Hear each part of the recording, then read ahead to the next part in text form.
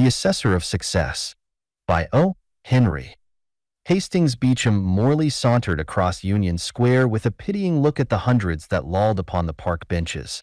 They were a motley lot, he thought, the men with stolid, animal, unshaven faces, the women wriggling and self-conscious, twining and untwining their feet that hung 4 inches above the graveled walks. Were I Mr. Carnegie or Mr. Rockefeller, I would put a few millions in my inside pocket and make an appointment with all the park commissioners, around the corner, if necessary, and arrange for benches in all the parks of the world low enough for women to sit upon, and rest their feet upon the ground. After that I might furnish libraries to towns that would pay for him, or build sanitariums for crank professors, and call them colleges, if I wanted to. Women's rights societies have been laboring for many years after equality with man. With what result? When they sit on a bench, they must twist their ankles together and uncomfortably swing their highest French heels clear of earthly support. Begin at the bottom, ladies. Get your feet on the ground, and then rise to theories of mental equality. Hastings Beauchamp Morley was carefully and neatly dressed. That was the result of an instinct due to his birth and breeding. It is denied us to look further into a man's bosom than the starch on his shirt front, so it is left to us only to recount his walks and conversation. Morley had not a cent in his pockets, but he smiled pityingly at 100 grimy, unfortunate ones who had no more, and who would have no more when the sun's first rays yellowed the tall paper-cutter building on the west side of the square. But Morley would have enough by then. Sundown had seen his pockets empty before, but sunrise had always seen them lined.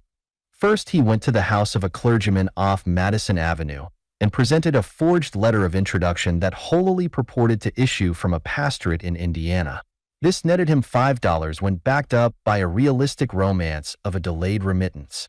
On the sidewalk, 20 steps from the clergyman's door, a pale-faced, fat man huskily enveloped him with a raised, red fist and the voice of a bell buoy, demanding payment of an old score.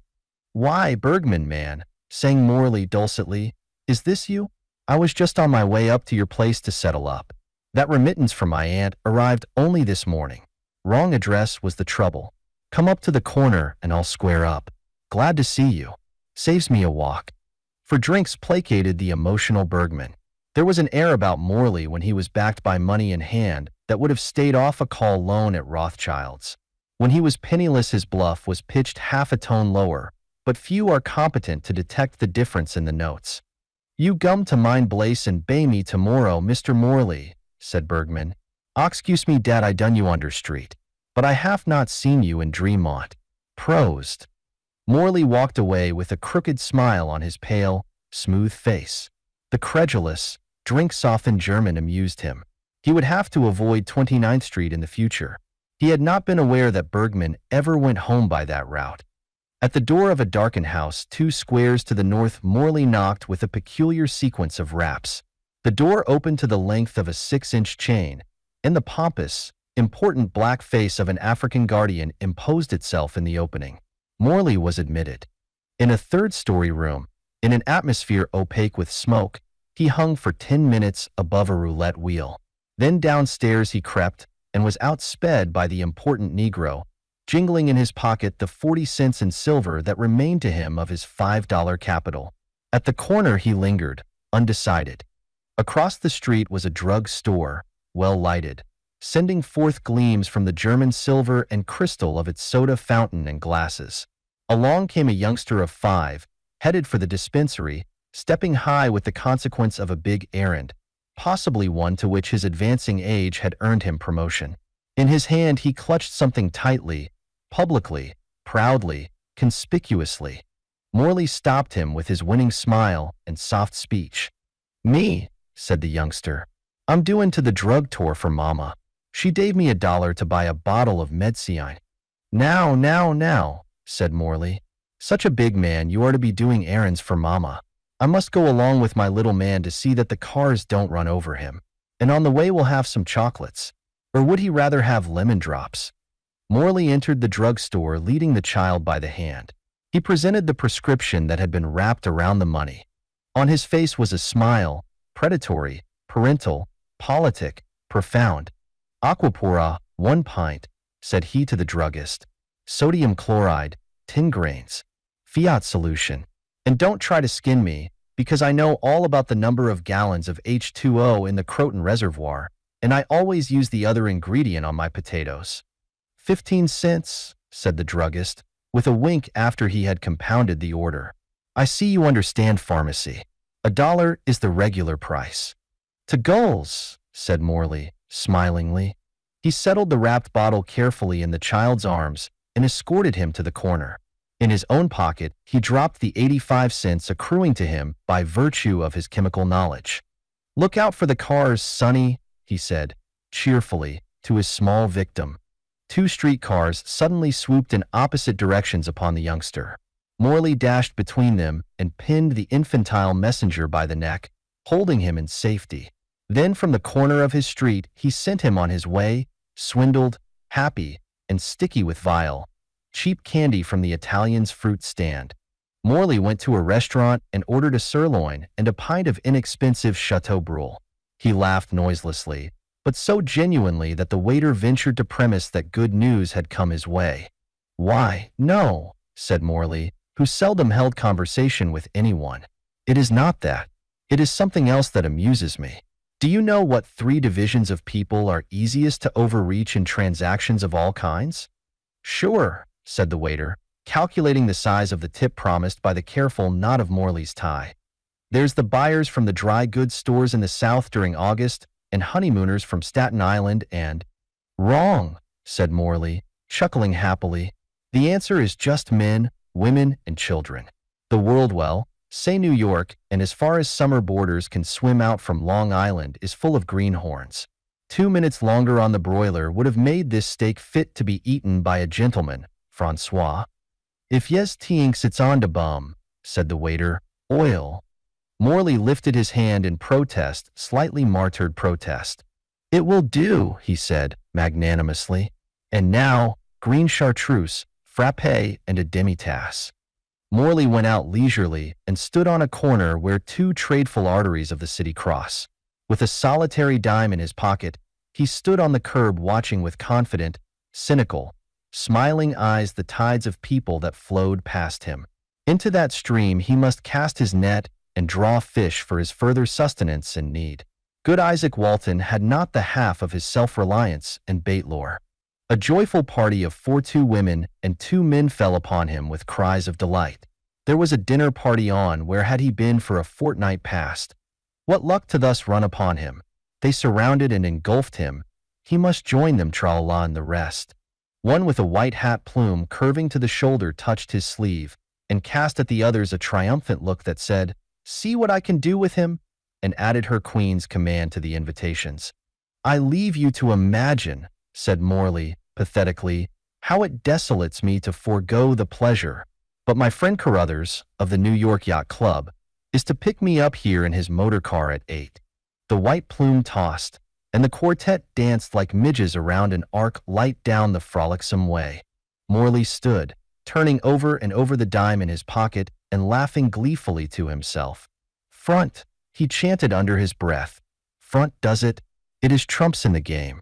How they take it in.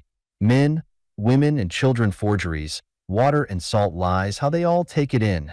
An old man with an ill-fitting suit, a straggling gray beard, and a corpulent umbrella hopped from the conglomeration of cabs and streetcars to the sidewalk at Morley's side. "Stranger," said he, "excuse me for troubling you, but do you know anybody in this here town named Solomon Smothers? He's my son, and I've come down from Ellenville to visit him.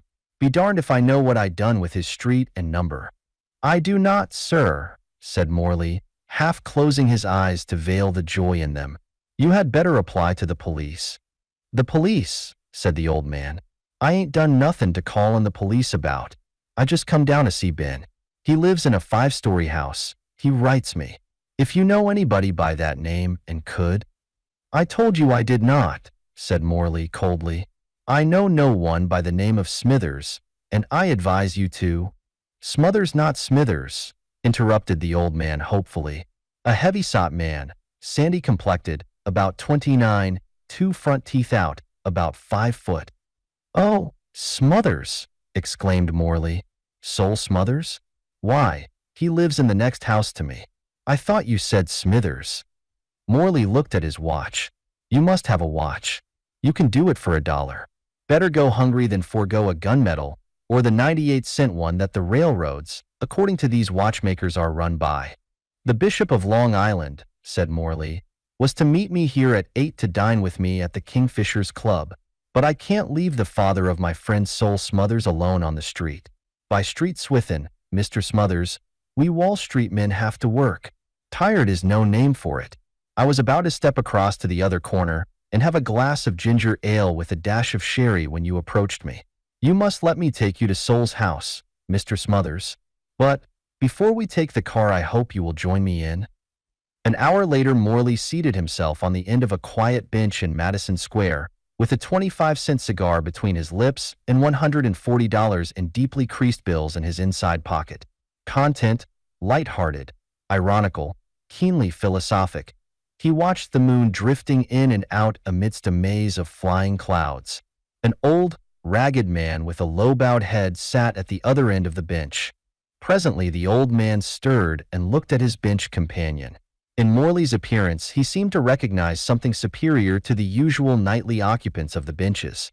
"Kind sir," he whined, "if you could spare a dime, or even a few pennies to one who—" Morley cut short his stereotyped appeal by throwing him $1. "God bless you," said the old man. "I've been trying to find work for—" "Work?" echoed Morley with his ringing laugh. "You are a fool, my friend. The world is a rock to you, no doubt, but you must be an Aaron and smite it with your rod. Then things better than water will gush out of it for you. That is what the world is for. It gives to me whatever I want from it." "God has blessed you," said the old man. "It is only work that I have known, and now I can get no more." "I must go home," said Morley, rising and buttoning his coat. "I stopped here only for a smoke. I hope you may find work." "May your kindness be rewarded this night," said the old man. "Oh," said Morley, "you have your wish already. I am satisfied. I think good luck follows me like a dog. I am for yonder bright hotel across the square for the night. And what a moon that is lighting up the city tonight. I think no one enjoys the moonlight and such little things as I do. Well, a good night to you." Morley walked to the corner where he would cross to his hotel. He blew slow streams of smoke from his cigar heavenward. A policeman passing saluted to his benign nod. What a fine moon it was. The clock struck 9 as a girl, just entering womanhood, stopped on the corner waiting for the approaching car. She was hurrying as if homeward from employment or delay. Her eyes were clear and pure. She was dressed in simple white. She looked eagerly for the car, and neither to the right nor the left. Morley knew her. 8 years before he had sat on the same bench with her at school. There had been no sentiment between them, nothing but the friendship of innocent days. But he turned down the side street to a quiet spot and laid his suddenly burning face against the cool iron of a lamp-post and said dully, "God, I wish I could die.